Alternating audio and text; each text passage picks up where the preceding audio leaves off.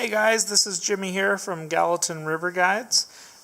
Today I have a spruce moth pattern for you that kind of has a Klinkhammer style of body. Actually very similar to a Klinkhammer, has a more significant wing, matches the kind of rough size and color of the spruce moths that we see every summer here in southwest Montana, late July, early August, but can also double as a great caddis pattern. You can play with colors and sizes and make it what you want. Starters, we have Firehole 315 here, size 12. Really like this hook for this particular pattern. And then I have an 8/10 thread. It's just a uni thread here, but thread of whatever thread you prefer to use. So I'm just gonna get a basic thread going here, and then I'm gonna curl around the hook. Hard to explain where exactly to stop, but I curl around part of the way down the bend, and then I'm also going to attach a small strand of Vivis pearl tinsel, if you can see that there. So that's a small size. Get that attached. This will be a ribbing. Get that locked in, and then I have a dubbing material here that is a blend of tan, rabbit, and natural colored hare's mask. Spruce moths vary in color a fair amount, anywhere from pretty white to tan, and then have also some brown and rust kind of accents to them at times. So this is on the larger end of the size range too. They do tend to get smaller than this as well. So in this particular hook style, I would maybe suggest anywhere from the 12 to even as small as a 16 to imitate the spruce moths we see around here. The beginning of the hatch, the fish don't tend to be very particular, but as the hatch progresses and they see more anglers and more imitations, they can get pretty particular. So see, I dubbed that around the shank there, leaving a couple of eye lengths behind the eye to create the post and wing. So next I'm going to take my rib material, and then I'm just going to probably get about five or six wraps around the body here. So get that first wrap going. Nice even wraps. This is just going to add a little bit of flair to the flies. There are some patterns that we've used in the past that have some flash in them like this that perform very well. You could ditch this if you feel like your fish are a little bit too smart for that, which can be the case in some situations. Next I have some pink widow's web here, some sort of pink polypropylene yarn. I like pink. I think it's very visible. White can get lost in foam and all that stuff. I just double that underneath the shank here, kind of do a crisscross motion, and then I start wrapping around the shank of the hook and then growing up a ways. And you want to go up fairly high. You really want to build up a really good base for that parachute feather. You could go a little bit thicker than I did here with this post, give you an even stronger base. So now I'm going to buzz back down, and now that I have that kind of a nice little post there, what I'll do is I'll wrap around this some more and really try to lock that post in. So do some wraps in front as well so it doesn't slide, and that feels pretty good. I'm going to go ahead and trim my post off too, so it's about as tall as my gap, so, or the gap of the hook. So just kind of eyeball that, chop that off so it's not in your way, and that's ready to roll. Next step is the wing. first material I'm going to use for the wing is this Montana Fly Company wing material, and I like this mottled brown. It really looks good.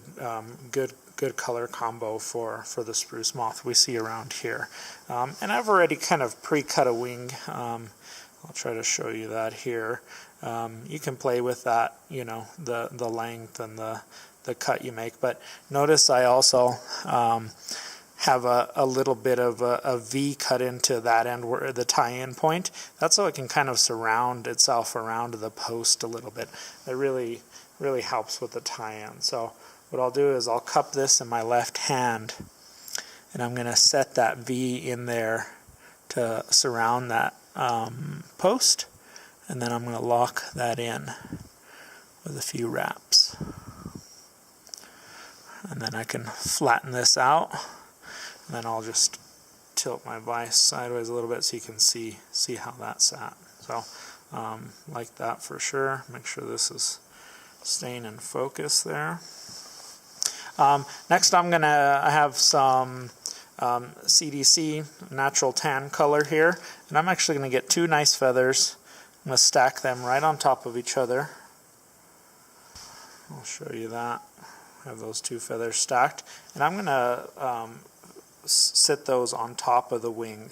This won't be super visible to the fish, although it will add some width to that wing, which the moth wings are quite wide. It will certainly add some buoyancy, especially if you add a good powder floatant or a floatant that's designed for CDC. So I'm going to trim that to shape and attach that right behind the post. Get some good wraps in there. Really get that locked in. And you can just trim up some of these excess fibers and get that cleaned up a little bit.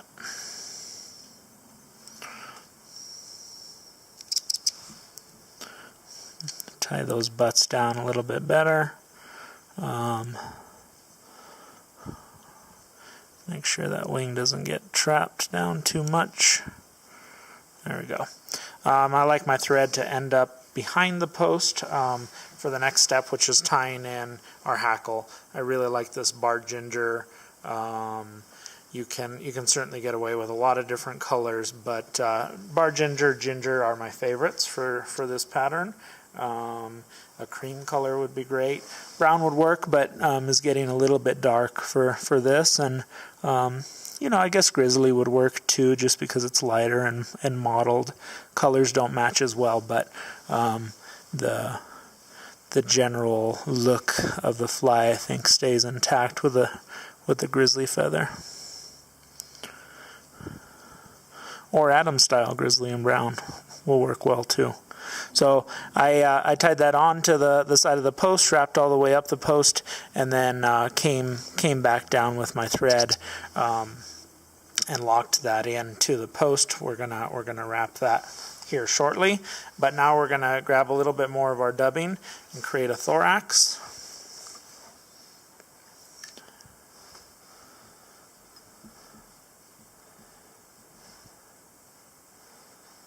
You don't need a ton, but you certainly want to fill up that part of the fly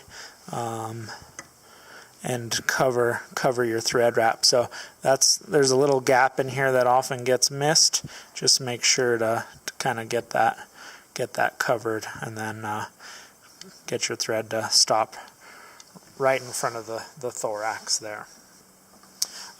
Next, I'm going to attach some hackle pliers. I really like, Griffin's rotary hackle pliers here. Grab the tip of the feather, and we're going to start high, and we're going to wrap down. Oh, lost that. Try that again.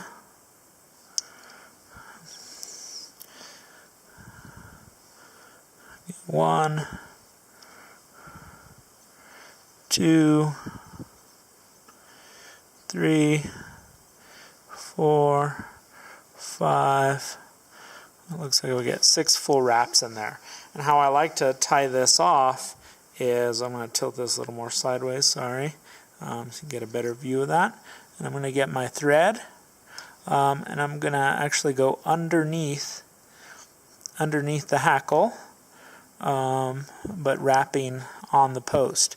Just be careful to kind of go down, don't trap any of your hackle. Once I do that 2 or 3 times, I'll come back to the hook and cut that off, or and tie that off there. And then I can come in with my scissors, trim that in close, and then you can see that we got that wrapped around.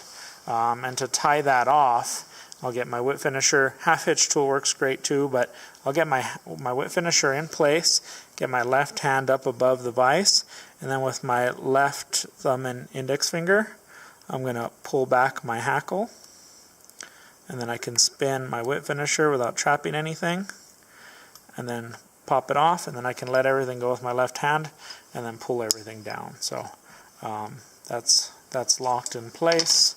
I can trim that off. I have some random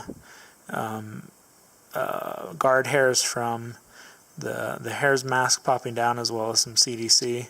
Not that that'll hurt the fishability of the fly, but just clean it up a little bit aesthetically. And there we go. There's a finished spruce moth pattern. You can kind of flatten out that wing a little bit better so it's more visible. And it's a good looking bug. Thanks for watching.